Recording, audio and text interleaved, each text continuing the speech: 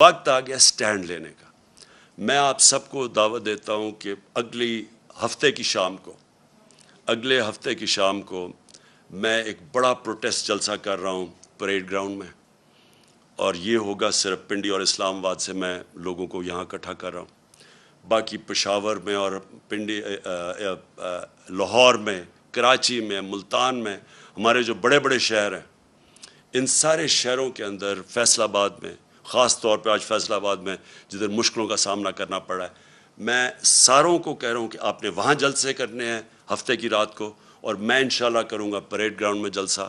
میں چاہتا ہوں کہ بھرپور طریقے سے آپ شرکت کریں، اور پھر سے آپ شرکت کریں میرے لیے نہیں، اپنے لیے، اپنے ملک کے لیے، اپنے بچوں کے مستقبل کے لیے۔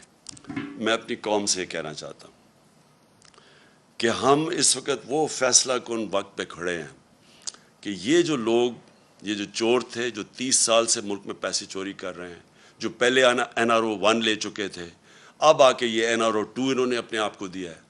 ہم نے جس طرح کہا سپریم کورٹ میں ہم چیلنج تو کر رہے ہیں، لیکن اگر یہ کامیاب ہو جاتے ہیں اور یہ قانون رہ جاتے ہیں، آپ یہ سمجھ جائیں کہ پاکستان ایک بنانا ریپبلک بن جائے گا۔ ابھی تو ہم کہتے ہیں نا بننے جا رہے ہیں۔ بنانا ریپبلک کیا ہوتا ہے؟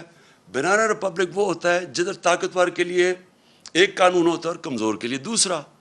بنانا ریپبلک وہ ہوتا ہے جدھر رول آف لا نہیں ہوتا، یعنی قانون کی حکمرانی نہیں ہوتی، مائٹ از رائٹ ہوتی ہے، جس کی طاقت وہ جو مرضی کر لے۔ ادھر جا رہا ہے پاکستان۔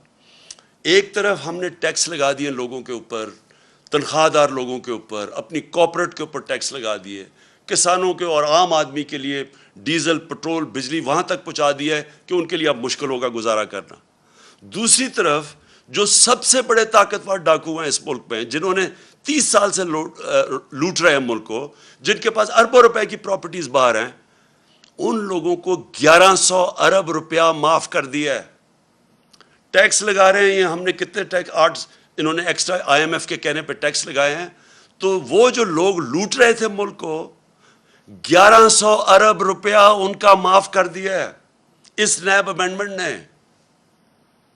1100 ارب روپیہ ذرا ذہن میں ڈال لیں کہ یہ پیسہ پاکستان کا پیسہ تھا جو چوری ہوا ہے۔ یہ کبھی ان کو اجازت ہی نہیں ہونی چاہیے پیسہ معاف کرنے کے لیے، یہ قوم کا پیسہ تھا۔ اپنے آپ کو چھوٹ دے دی ہے، اپنے آپ کو بچانے کے لیے یہ نے ملک کو کدھر تک پہنچایا، انہوں نے کتنا نقصان کیا ہے۔ تو اس لیے ساری قوم کو، میں آج ساری قوم سے اپیل کر رہا ہوں، میں اپنے لیے نہیں کر رہا، میں آپ کے اور آپ کے مستقبل، آپ کے بچوں کی، آنے والی نسلوں کے مستقبل کے لیے کہہ رہا ہوں کہ یہ ہے ٹائم، ہم سارے پرامن احتجاج کریں اس کے خلاف۔ یہ ہمارا جمہوری حق ہے۔ ہمیں انہوں نے جب 25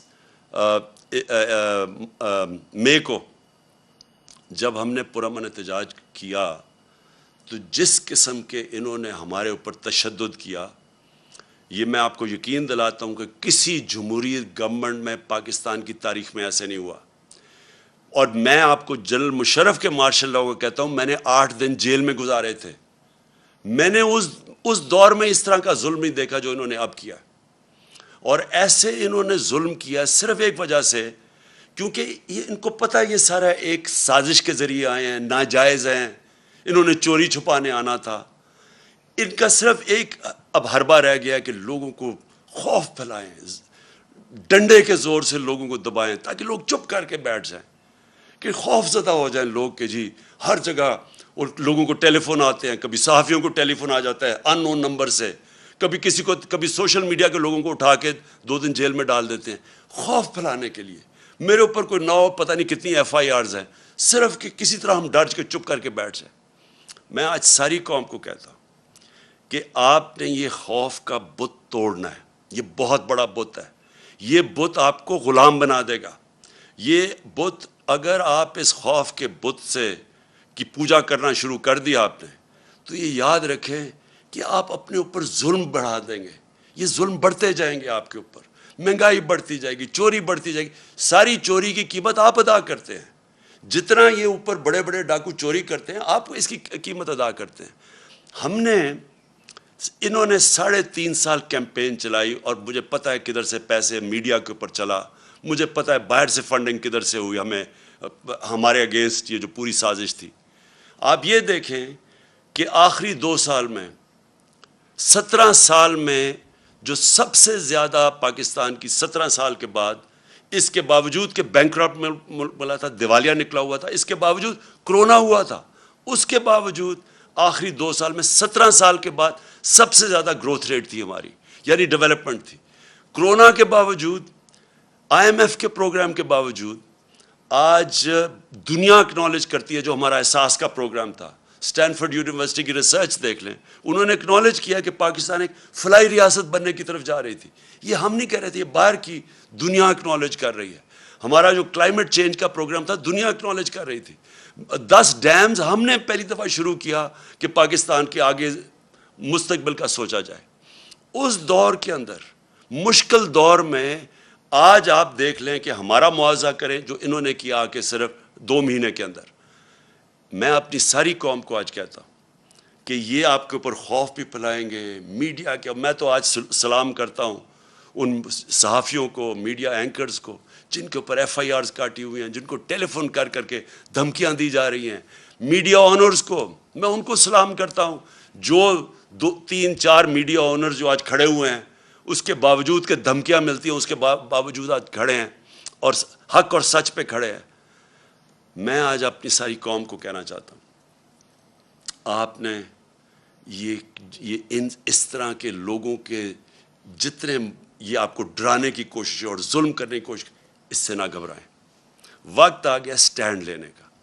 میں آپ سب کو دعوت دیتا ہوں کہ اگلے ہفتے کی شام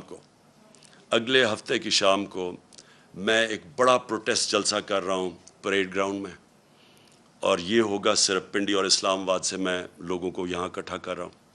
باقی پشاور میں اور پنڈی، لاہور میں، کراچی میں، ملتان میں، ہمارے جو بڑے بڑے شہر ہیں، ان سارے شہروں کے اندر، فیصل آباد میں خاص طور پہ، آج فیصل آباد میں جدھر مشکلوں کا سامنا کرنا پڑا ہے، میں ساروں کو کہہ رہا ہوں کہ آپ نے وہاں جلسے کرنے ہیں ہفتے کی رات کو، اور میں انشاءاللہ کروں گا پریڈ گراؤنڈ میں جلسہ۔ میں چاہتا ہوں کہ بھرپور طریقے سے آپ شرکت کریں، اور پھر سے آپ شرکت کریں، میرے لیے نہیں، اپنے لیے، اپنے ملک کے لیے، اپنے بچوں کے مستقبل کے لیے۔ پاکستان پائندہ باد۔